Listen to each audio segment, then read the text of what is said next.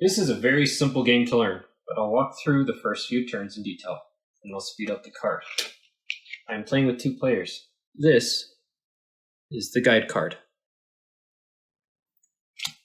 This will accompany you, so you can know how to walk through the game. This game can support 1 to 4 players. Playing with friends has some benefits, and it's always more fun since it's a cooperative game. As in, we're not playing against each other. First thing you do is set up the game.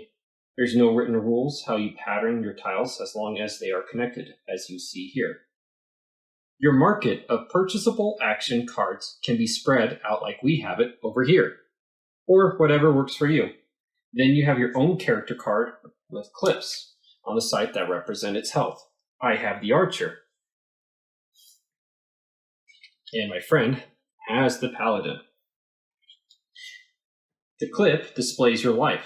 It starts at 20, but for greater challenge, you can try 15 or 10. Enemies also have a clip to help you keep track. Next, we have your 10 basic cards. We will draw 7 strikes, a double for variety, and a potion for health.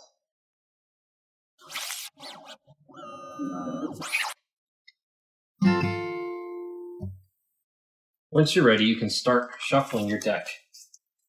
Obviously, this is your starting deck, and you'll want to improve it. But you need coins first. Together, we agreed that this would be our starting tile. It cannot be in the middle. It must be on the border somewhere. Normally, you want these randomized so you don't know what to expect, but for purposes of this video, I have a general idea where they all are. I am the red character. My friend here is the blue character. To start and roll my die and move my character. My friend will now roll his die and move his character. Pretty simple, right?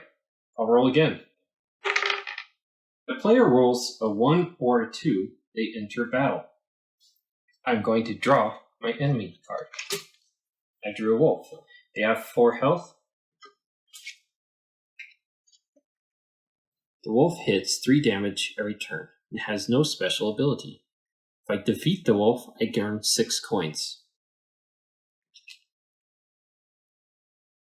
My friend reminded me to move my token 1 space, so I just did that. So with the battle, for the battle turn, we draw up to 5 cards. Play as many action cards as levels as you are. Roll die for enemy turn. If more than 1 enemy is in battle, then that 1 die roll accounts for all enemies. The enemies defeated earn coins based on that enemy's card. So I'm going to draw my cards. 3, 4, 5. So I have a strike, another strike, a double, potion, and a strike. I take the first turn. I'm going to play an action card and put it in my discard. That takes 1 damage from the wolf. I will roll the die for the wolf, but since they have no special abilities, I know that I'm going to get 3 damage. That's my turn. Now player 2 will start their turn.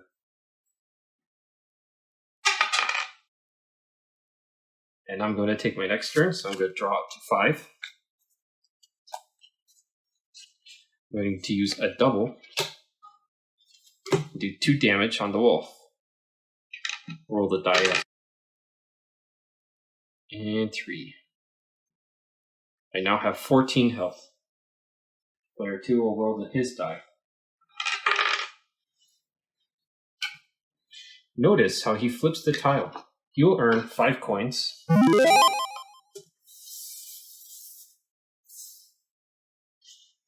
And he will start his battle. He will draw up 1 enemy, which is the vampire.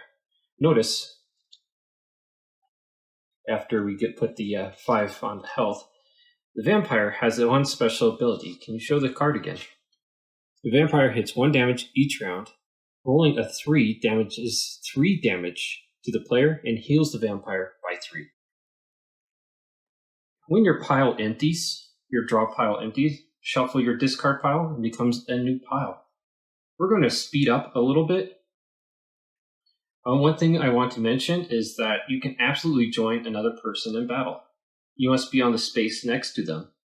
The enemy attacks only the player who initiated the battle, and the second player can attack instead of rolling to move. Once you defeat the enemy, you gain the coins on the card, and you spend these at the market to acquire new cards. Player 2 discovered a tile with the market. Let's speed up a little bit.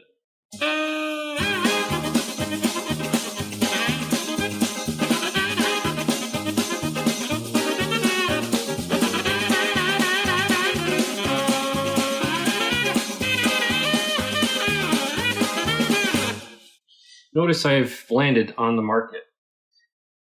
I will spend the coins I have fought from the wolf. I have 6 coins. And each character has certain cards that only they can use. One of these cards I do want to buy. It's a split shot. Damages 1 damage to all enemies for 4 coins. I will purchase it. Put my 6 coins here, receive 2 coins back. I have finished my transaction. One thing to note is that you can also purchase. It'll take a while to get there, but leveling up requires 10 times the amount of coins of the level you want to purchase. So for level 2, you will need 20 coins. For level 3, 30 coins. Acquiring another level does 2 things. You draw 2 enemies instead of 1 when you enter battle. This is for level 2. And you play 2 cards instead of 1 on your turn. The maximum level is 5, since you only have 5 cards to draw. You can beat this game on lower levels too. Level 1 is nearly impossible, while level 3 would be considered normal. So that leads us to the question, how do you win?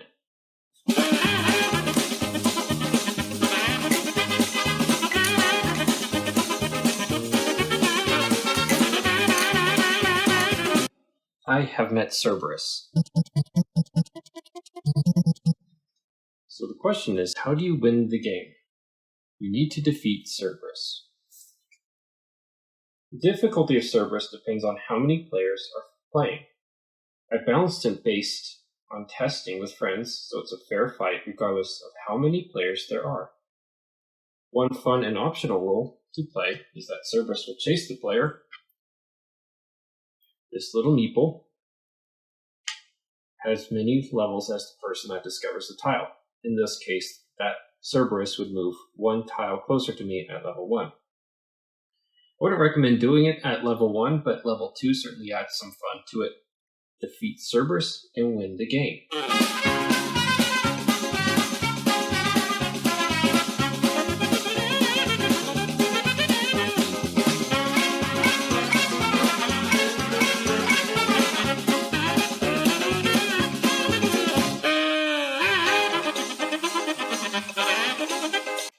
My player has been defeated. So what happens upon defeat? As a roguelike game, you can expect to die often. You lose half your gold, and everything is reset except for new cards you've obtained.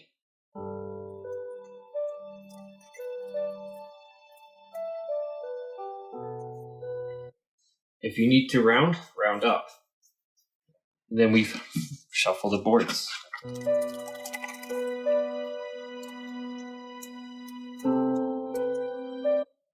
And then you start a new game.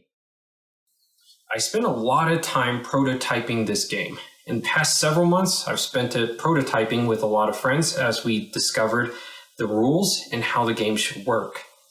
I had a child, my second child, since I've started this game. So that took a lot of time out of my schedule for building this game. Additionally, the pandemic certainly didn't help prototyping the game with my friends.